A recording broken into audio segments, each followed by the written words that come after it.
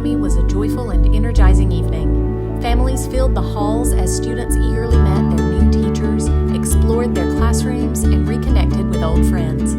Smiles, laughter, and warm conversations set the tone for a wonderful start to the school year.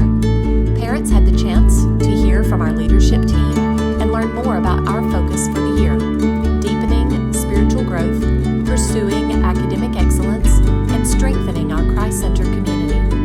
We were encouraged by the support and enthusiasm of our CCA families and reminded of how vital it is to continue sharing the story of our school with others in our community. Open House was more than just an event. It was a reflection of the heart of CCA. We're grateful for a night of connection, encouragement, and excitement. As the new school year begins, we look forward to what God has in store with great hope, purpose, and a shared commitment to excellence. It's going to be a great year at CCA.